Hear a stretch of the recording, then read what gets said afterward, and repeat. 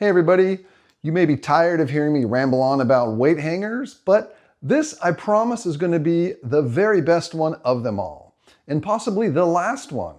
I think we've reached the pinnacle of what can be reasonably done with weight hangers. On this channel, we look at the science behind our grown-up toys. Let's start with a little background. Feel free to skip ahead if you just want to see the new hanger, though it's always good to understand the progression. One question I often get asked is, why not just add heavier wheels? Does that help? Yes and no. Here's why. Here is a typical crawler wheel. The center of gravity of just the wheel is dead center at the axle. No matter how big or how heavy, the CG is always centralized at the axle. If you're driving a typical crawler, the total CG is somewhere up here. If you want to add heavier wheels, you're adding weight below the total CG, so your overall CG will shift down. If you're driving an F1 car, heavier wheels might actually raise your CG if your total CG is already lower than the axle center. Same thing with the racing buggy. Your CG could already be lower than the center of the axles, in which case heavier wheels would move your CG up. Even if you have an LCG crawler, that's short for low center of gravity, the CG is still likely above your axle center line. This is one of Brandon Anderson's rigs. It's a pretty safe bet that if you're driving a typical crawler, adding heavier wheels should lower your CG. However, there are some drawbacks to heavier wheels. Wheels are rotating weight, and it slows your vehicle's acceleration and deceleration under braking. And it makes your motor work harder. Your drivetrain may wear out quicker as well. So if you can add weight lower than your axle and add a non-rotating weight, that's a better scenario. Let's look at some possibilities. This is the concept behind weight hangers. Additional weight is added to the steering knuckle or to the end of the axle that sits below the axle center line. I started measuring this number right here. It's the distance in millimeters that the center of gravity of just the weight hanger sits below the axle center line. Keep in mind that this number is not the total vehicle CG, it's just the CG of the hanger. That gives us an apples-to-apples comparison between the hangers only. The reason you would add weight to your front axle is to create a forward weight bias. This is really just for RC crawlers, not really any other vehicles that I can think of. A 60 to 65% front weight bias has demonstrated to be a great range for steep climbing. Instead of heavier wheels, a logical first step would be heavier steering knuckle or portal cover, usually in brass. Dlux makes one of the heaviest ones I'm aware of for Capra-compatible axles. Let's take a close look at this chart and let it sink in. The blue bars are the added weight, and it follows this scale over here, 0, 50, 100 grams. With these two typical designs, the added weight is between 50 and 150 grams if you go the steering knuckle route. Then there's a second bar chart here, these orange ones. Orange follows the scale on this side, which is the distance below the axle center line. A brass knuckle or brass portal cover barely moves the needle. This Dlux Heavy has a lot of the weight in the bottom half of the cover, so it pushes the CG down a little bit. Hopefully this makes sense.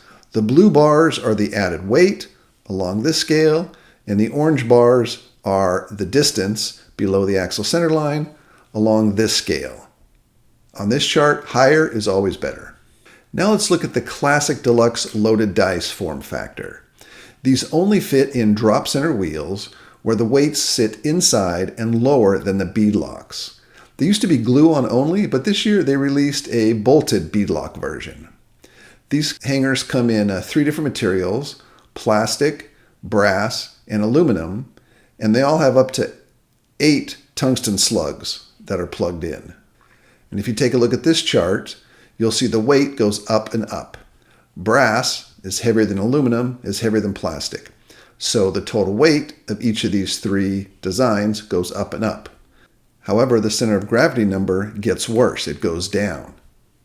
That's because This is mounted concentric with the axle, so you've got a lot of weight that sits fairly high on this particular design. And this higher brass weighs more than the aluminum that's up high and weighs more than the plastic that's up high. So the weight goes up, but the distance of the center of gravity goes down. Down being a bad thing in this case. Now, let's take a look at the Dlux 6-pack. This is their latest one. Take a look at the numbers. It's lighter because they only have 6 tungsten slugs instead of the 8, but the CG distance is greater. That's because they got rid of the heavy weight that was up here, even with the axle, and they have all the mass down below the center of the axle. So while this is lighter, it has a better CG number. It's a trade-off, lighter weight but lower CG. Now let's take a quick look at the hangers that I designed. They have similar high weight to the loaded dice, and the CG is just a little bit better. The cool thing is they fit inside a typical 2.2 high clearance wheel. You don't have to have the drop center loaded dice wheel. Then I made a second generation that pushed the numbers even further. Even lower CG, meaning higher bars here, and higher weight. There are actually 3 versions you can get depending what weight you want. 3-row, 4-row, and 5-row, and the weights go up, and the CG stays about the same.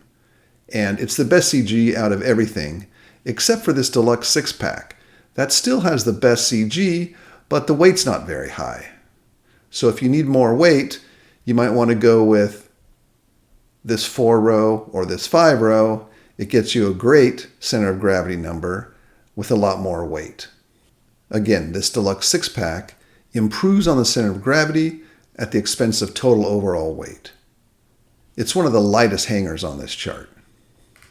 After the popularity of my 2.2 weight hangers, which you can still buy, there are a few drivers that I really respect who challenged me to make a hanger for the loaded dice wheels using the same basic concept. Namely, Dave Cape, who is a multi-time national champion across many categories, and Brandon Anderson, who is one of those guys that stays local, but is one of the best drivers you'll ever see. I showed several different concepts to Dave Cape, and each time he said it wasn't good enough. If you want to get to know Dave, you can check out my interview with him here. Both Brandon and Dave both kept saying it needed to be better in this way or that way. So with this pressure, I arrived at what I think is a super interesting design. Let's start by taking a close look at the existing Loaded Dice Extreme design. Earlier this year, Dlux introduced a whole new form factor called the Loaded Dice Extreme. It has a super low drop center between the beadlocks, which allows you to put the weight even lower. Here you can see inside. I reverse engineered this model by accurately measuring both the weight and dimensions of the sample that I purchased. It has a super low drop center between the beadlocks, which allows you to put weight even lower. The outside of the wheel is 94 millimeters in diameter, which tucks up inside your tires. And the weight sits down at 90 millimeters. That's really well optimized. Nice work, Dlux. Curious to see what the numbers are for this? Let's check it out. If you look at these numbers, you can see the massive advantage of this new design. It has the highest possible weight to date and the lowest CG to date. But I'd like to see if I can push this even further. If performance is your #1 goal, this Loaded Dice Extreme form factor is maybe the best upgrade you could possibly make. I've done at least one other video demonstrating the benefits of lower CG. So here are the numbers of my hanger. You can see I was able to push the CG even lower, but I didn't push the weight all the way as far as I could. I didn't feel like I really needed over 200 grams of weight, but I do have one in the works that will push both the weight and CG a little bit further. This is the one I have designed on hand right now, and if necessary, I could push a little further, but I'm going to see how this works first. Like I said, I'm not sure this much weight is necessary. I'm going to start with 185 grams and see where that takes us. The most important thing is how much lower the center of gravity is than the Dlux Extreme because of the placement of the tungsten. Now, let me show you how I achieve these numbers. The Dlux weight hanger has to fit between this narrow section, which is 14.5 millimeters wide, and down here you've actually got 26 millimeters available, if you can figure out how to get weight down in there. And that's exactly what I did. My design fits into this wider area, takes advantage of the extra width down deep. The trick is, how do I assemble this through this narrow section? You kind of have to build it like a ship in a bottle. Here's what my concept looks like. It uses tungsten cubes, which pack more tightly than cylindrical tungsten, so the weight sits lower. I also have a carbon bracket up here that keeps the top of the hanger light and keeps all the weight concentrated as low as possible. Let me show you exactly what it takes to install these. It's actually quite simple. All right, here's how they go together. These two fit like this. And the carbon plate slides in afterwards. And what you're going to do is first put this in and push it down. Then you can put this one in upside down and push it up. Then you're going to rotate it around until it's on top of this one and then press them together. And they will engage a set of the cubes, so you may have to, push them together firmly. And I think a good trick is going to be to use a little bit of caulking to hold them all in. This will also help reduce rattling. So I'm just going to put some caulk in all the holes. But you kind of got to glue them in so they don't fall out once they're in there.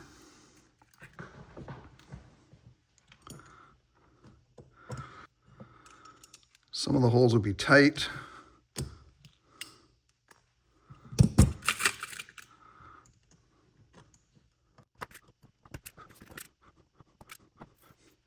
And just push them all the way down. And then I'm going to caulk in this next layer. I wouldn't use anything too strong because you may want to get them out later. You can push them out from the back side, so you don't have to worry about them getting too stuck in there. All right, so we're going to put a second layer in this one. All right, so then remember, this is going to come around the top on the inside of the wheel, turn around, and then jiggle on top of that. And we're going to load this one up with one layer.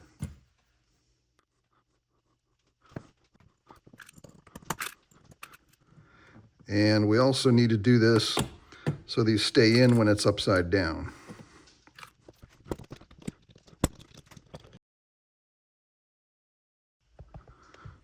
All right, one guy's too loose. All right. They don't have to be super strong. You just don't want them to fall out. All right, and I did forget one thing.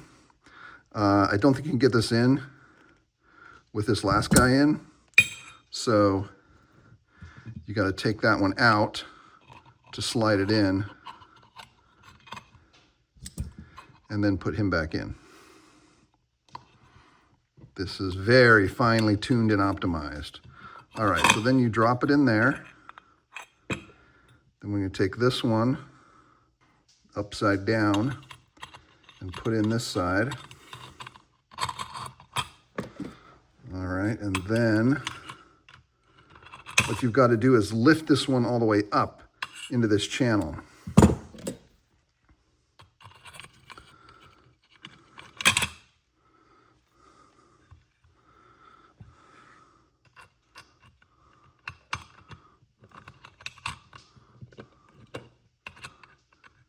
Okay, so it's all the way back. I'm gonna rotate it over the top till it lines up. All right. And then got to make sure it's lined up, and you want to press it down. Now the next part is you want to fill the remainder in here. I think there's 1, 2, 3, 4, 5 or 6 more that go in this layer. Now you may not want these last weights in there, but just dropping them in. And these will be secured, so you don't have to caulk them in if you don't want to.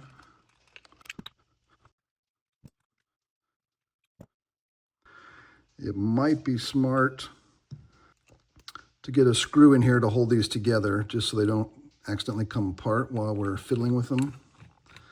These are M3 by 10. 10 is going to stick out just a little bit, which is okay with me. I like to have full thread engagement. All right, so we're just dropping those in, 2 more. And this will give you the maximum weight. So those are all in. Now, this carbon plate is going to go down and lock in those remaining weights. So we fish this in.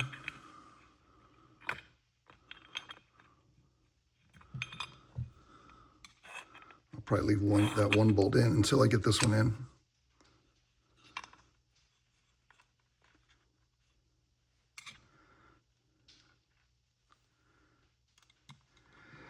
And these are the same part. They're symmetrical. They're threaded both on one side, but when you flip them, then you've got one screw in from this side and one screw in from this side. I'm going to take this screw out.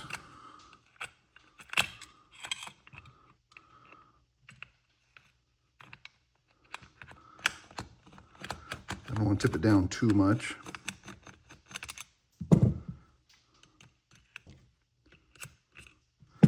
All right, I'm going to push this side in.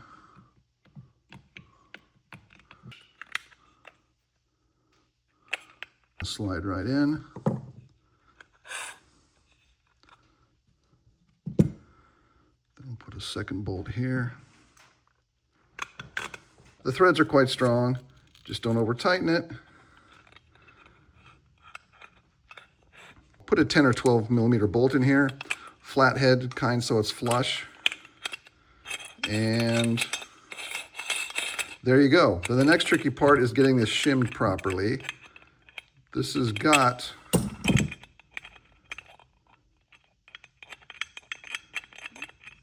several millimeters side to side. The Dlux only has like 1 or 2 millimeters side to side. This has a little bit more space side to side, but this is definitely going to be the tricky part, is spacing this so it doesn't rub. But there you go. I'm also going to make the rotating version that I introduced in this video. And online I've seen a couple people start to replicate that idea on their wheels. Eventually you'll all get on board when you get tired of taking your hanger on and off every time you want to swap wheels. I'll cover that upcoming design in another video. I don't really have plans to produce these. I made a few extra. If you want to be a first adopter, just hit me up. I will say that the most expensive part is the tungsten. The printed stainless steel and carbon plate are actually quite affordable. So just be aware, these are on the expensive side due to the sheer mass of the tungsten.